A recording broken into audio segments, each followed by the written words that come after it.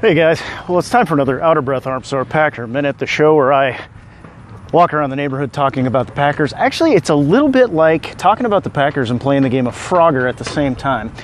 I am on the beautiful campus of East Tennessee State, and the percussion section was practicing in the background, so I thought I'd just go ahead and start shooting now, and we might get a little bit of drumming going on, which is always a cool thing. Get you pumped up for the season. Training camp coming soon. We've been talking about the potential for some of the draft picks that we've got. We started out with Kevin King at the top of the order and talked about him yesterday. Today, I want to talk about my boy Josh Jones. Anybody who listens to my stuff, there's the percussion. I don't know if you can hear it. Anybody who listens to my stuff knows that I like Josh Jones. I'm pretty high on this guy. I'm going to aim the camera. I'm going to aim the microphone that way. They're doing a little drumming. That's always cool. But yeah, Josh Jones, safety, who we are looking at very seriously at linebacker, or at that hybrid. It's considered now hybrid safety linebacker role. And big kid, 6'2", almost 220 pounds. He's got the right attitude to be a safety, which is hard hitting, and that's something. Honestly, in the inside linebacker position, we haven't had any real downhill hitting going on probably since Desmond Bishop, even including perhaps A.J. Hawk. So it'll be interesting to see how the Packers decide to use him. I think Josh Jones hits the field early and often. I put up a post to poll Packer Nation as to which focus should Josh Jones have in week one. Whether his focus should be free safety where he can range all over. We could go single high with Josh Jones and still have Morgan Burnett free, Clinton Dix free to go down to the box. Could do some really nice things with that. Or we can move him up, play him inside. I think they could play him outside. It's hard to say what the Packers have in mind. I think the biggest tip of the hat so far is that he is lockered up with the linebackers, so that makes me think they're pretty serious about the notion that this kid can play that position. Here comes the Frogger part. I should have done this on the Jonesboro Highway. It would have been much more interesting. But Josh Jones, big kid, what kind of an impact can he make? Well, number one, I think we're missing Micah Hyde.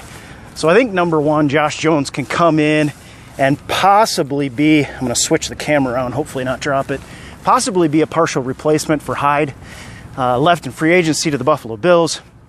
And this is a guy that was a jack of all trades. He was the Swiss Army knife of the defense. You can't, with Josh Jones, replace his veteran savvy, his ability to diagnose what the offense is doing.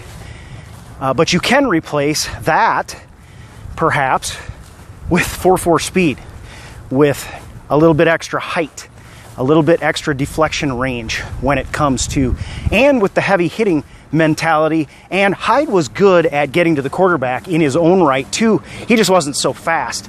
And if Josh Jones shows a nose for the quarterback, I think they're going to want to use him that way. There was the school bus. I see a lot of defensive backs being used, and Josh Jones is definitely on that list. It really all depends on how he develops, but I think that's more of a question mark with King, as I mentioned yesterday with Kevin King. With Josh, he's going to be brought up in the system from its beginning to training camp, and then get his reps in the preseason, which I believe we're going to see.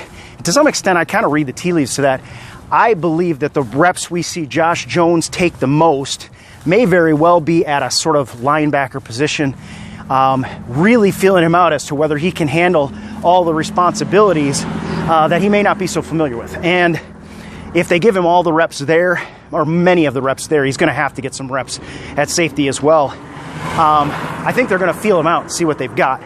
And if he can't quite catch on fast enough, they'll probably back him off to safety and then work him into other roles a little at a time, because as soon as that season hits, there's no more time really for the learning curve. So we'll see what happens. Preseason is going to be interesting. But of course, training camp will have will be a big factor in that as well. When Josh Jones hits the field, he's already impressed some people, including Mike Daniels. We know that from the press conferences that came during OTAs. mini camp, etc. And when you impress Mike Daniels, honestly, that's really saying something. And that's kind of what we thought we had in Josh Jones. And it's good to see that he is pretty much so far. And of course, there's a long way to go. He's living up to that expectation thus far. I just spit on the camera also. But Josh Jones, big, strong. He's kind of one of these heat-seeking missiles. He reminds you of a bigger, faster Kentrell Bryce in some regards. And I think Bryce has something to say, and that's why I do say. I think we're going to see a lot of defensive backs hit the field this year for the Green Bay Packers. What defensive coordinators are finding out is that speed kills on defense as much as it does on offense. You don't have to be 255 pounds to play inside linebacker. You don't have to be 245 pounds. Luke Kuechly is the best inside linebacker in the business at 235. And, well, he may not be this year after that massive concussion last year. But, I mean, this kid can rock. Now, that said, Josh Jones is still a bit smaller than that. So, again, it remains to be seen. He doesn't have that sort of second-year advantage. And an off-season, there's a little bit better lighting, and an off-season to decide what to do with his body, to work his body, maybe add 5-10 pounds of muscle without compromising his speed. And that, of course, is one of his greatest assets. We never want to see that go away. 4.4 time, I think the Packers timed it at 4.3 something. Regardless of what the official time ends up being, this kid's fast, and he's also got some size to him. So this training camp is going to be very interesting. Obviously, they're not going to be hitting hard. They'll be in shells. It's kind of one of those things where you really don't know what you've got until the preseason. Then it's live against another team, and then you realize it's the preseason. We still don't know what we've got because nobody's pulling out all the stops. People keep some stuff close to their vest, and it isn't an exact touchstone for what you would get during the season. But I think Josh Jones is going to get plenty of reps. I think we all expect him to get plenty of reps. And personally, I think he's going to be a great addition to this defense. I'm going to turn it this way so you don't get completely blasted by the sun. I think he's going to be a great addition to this defense. Looking down the railroad tracks here, by the way, which is kind of cool. It remains to be seen, just like Kevin King, how many, and in particular with Josh Jones, I'm going to switch sides of the road. Somebody's running an air compressor or something. Particularly with Josh Jones, he's expected to play multiple positions, whereas Kevin King, I think they kind of know what they've got. They got a perimeter corner. They want to develop perimeter corner. They want him to play perimeter corner. Josh Jones, that's not the case. They want him to be able to move down into the box as a safety. They want him possibly to play at inside linebacker with the kind of speed he has to close on the quarterback. And, of course, they want him back in a free safety role as well, even though the free and strong safety roles are not defined as they normally are with the Green Bay Packers. I'm having mic issues, but I'm going to try and get this clipped, so I apologize if it's shuffling around on you. But what can you say? We're in that spot where you're projecting everybody, and it's up to the coaches to get them in position to where they can shine. And so far, Josh Jones has been one of those kids that's shined. And you can't take that away from him. And I cannot get this microphone. This is like this is what you get for doing an impromptu show. Problems. I expect Josh Jones to have an earlier impact, perhaps, than even Kevin King, depending on how Kevin King advances. I expect Kevin King to be critical down the line for the success of this team, to be quite honest. I have Josh Jones. I think, it's interesting because who do we pick in the first and second round a couple of years back? Demarius Randall and Quentin Rollins. And most people were kind of unconvinced. It was kind of a head scratcher in some regards. But their rookie year, they showed some promise.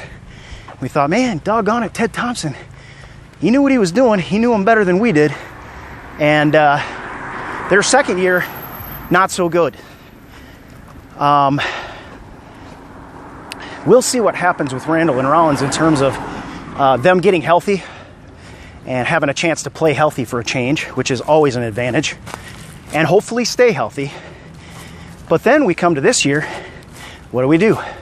We draft defensive backs in the first and second round. And this time around, most of Packer Nation is pretty doggone excited. It reminds me a little bit of how excited we were. I'm getting out of breath. This is a little bit of an incline here. It goes on forever too. I probably got another 3/4 of a mile uphill. Reminds me of when we drafted Ha Clinton Dix. He wasn't off the radar like Randall and Rollins were. He wasn't a head scratcher. We all liked him. He and Calvin Pryor were kind of the talk of the town in Packer Nation. And we got Ha, and doggone it if he didn't turn out to be a Pro Bowler. Now, Packer Nation was right, and Ted Thompson was right. We both had great minds think alike, I think, to some extent. This year, we're going to find out. Well, it's going to take 2 or 3 years to find out for sure. But I think we're in a situation where we feel like great minds think alike. Ted Thompson and Packer Nation agree, for the most part, Kevin King is going to be a fantastic cornerback once Joe Witt Jr. gets a hold of him. And he hasn't had a lot of time with him just yet. Josh Jones is going to be a fantastic defensive back to replace Micah Hyde as he grows into the position. If he plays smart, he's got all the physical tools to be a better player yet. And frankly, I think these couple of guys could be Pro Bowlers down the line. Look what the Packers did with an undrafted free agent like Sam Shields. Wasn't Tramon Williams undrafted as well? That's all the coaching staff and a willing player who has a chip on his shoulder. And I think Josh Jones is one of those guys. All right, well, that's going to do it for me today before I keel over and have a myocardial infarction here. I just want to say infarction on camera. You guys have a great day. It's beautiful here.